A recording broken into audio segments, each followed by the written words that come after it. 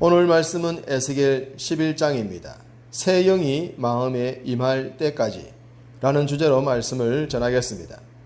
멸망을 앞둔 이스라엘의 현 주소를 가장 명확하게 보여주는 표현은 여호와의 영광의 위치라고 할 수 있겠습니다.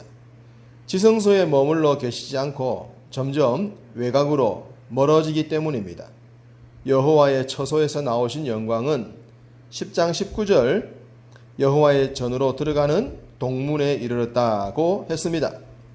오늘 본문도 바로 그 동문에서 시작합니다. 1절 그때에 주의 영이 나를 들어 올려서 여호와의 전 동문 곧 동향한 문에 이르시기로. 이곳에서 행해지는 내용들을 말씀드릴 것입니다.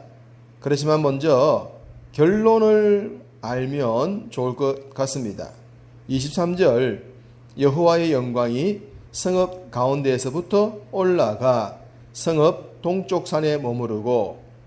성전의 동문에 거하시던 하나님의 영광이 갑자기 성읍 가운데에서부터 훌쩍 올라가서 성읍 동쪽의 산에 머무셨다고 합니다.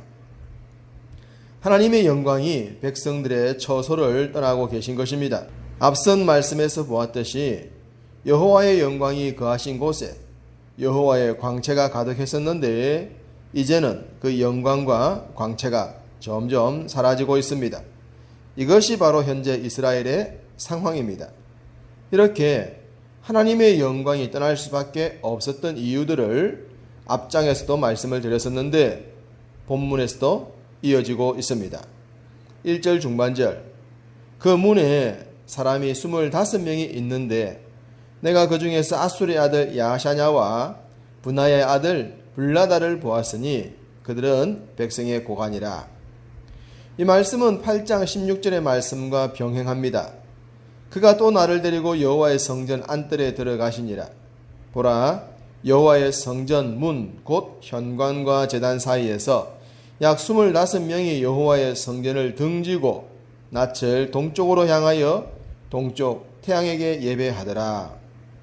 25명은 동일한 숫자이지만 장소와 거론된 직책들을 보면 다른 사람들로 보입니다.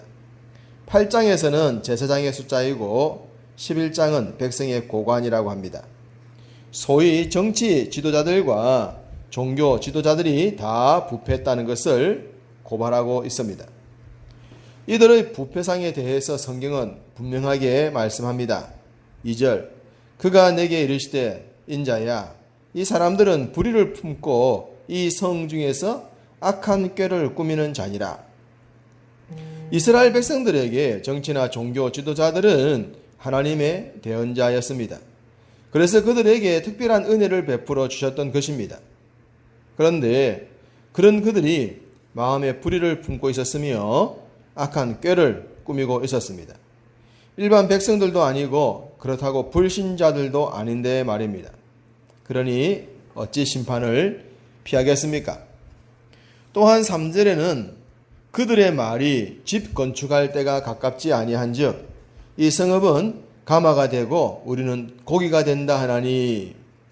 여기서 집을 건축할 때가 되지 않았다는 말은 이해를 돕기 위해 예레미야의 예언을 참고하면 좋겠습니다.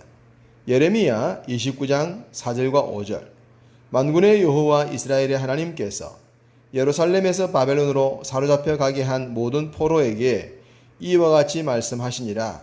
너희는 집을 짓고 거기에 살며 텃밭을 만들고 그 열매를 먹어라. 하나님은 예레미야에게 이스라엘 백성들이 바벨론에 잡혀가면 그곳에서 포로 귀환이 이루어질 때까지 적어도 70년은 살아야 하니 집을 짓고 살아야 될 것이라 하셨습니다. 그런데도 백성의 지도자들은 건축할 필요가 없다고 한 것입니다. 이 말은 하나님의 심판도 없고 포로로 잡혀가는 일도 없다는 것이겠죠. 하나님의 뜻을 정면으로 거부했던 것입니다. 그러면서 이들은 이 성읍은 가마가 되고 우리는 고기가 된다고 했는데 아마도 이것은 이스라엘 백성들이 이해할 수 있는 전통적인 표현으로 보입니다. 7절 중간에 너희가 죽인 시체는 그 고기요 이 성읍은 그 가마인데 너희는 그 가운데서 끌려 나오리라.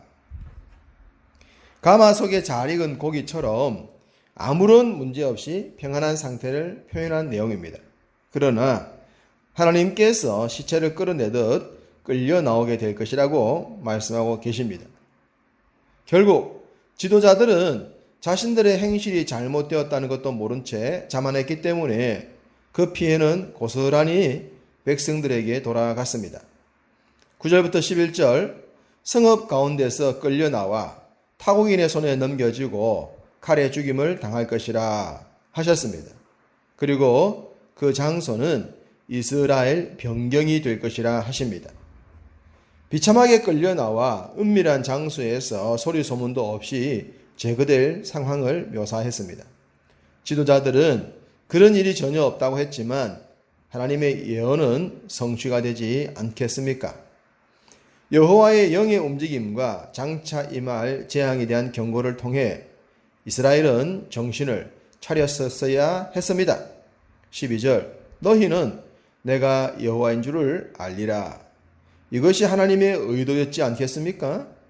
그러나 이스라엘은 그럴수록 더더 자신들의 뜻대로 행했습니다.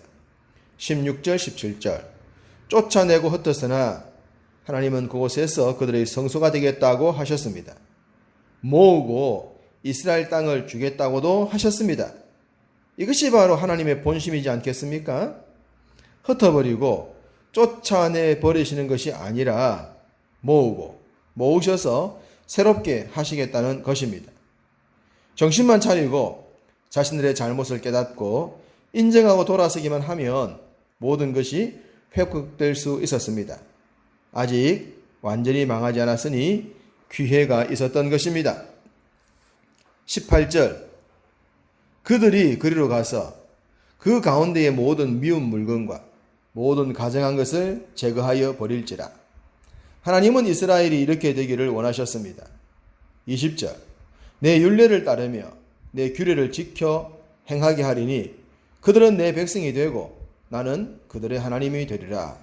고도 하셨습니다.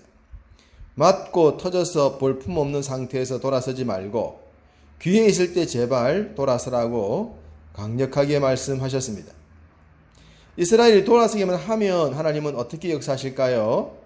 19절 내가 그들에게 한 마음을 주고 그 속에 새 영을 주며 그 몸에서 돌 같은 마음을 제거하고 살처럼 부드러운 마음을 주어. 한 마음과 새 영을 주셔서 살처럼 부드러운 마음의 소유자가 되게 하신다 하십니다. 세상에 속된 것에 찌들지 않는 어린 아이와 같은 순수한 마음, 그것이 하나님을 주인으로 모신 성도들의 모습이지 않겠습니까? 36장 26절도 또 새 영을 너희 속에 두고 새 마음을 너희에게 주되 너희 육신에서 굳은 마음을 제거하고 부드러운 마음을 줄 것이라고 하셨습니다.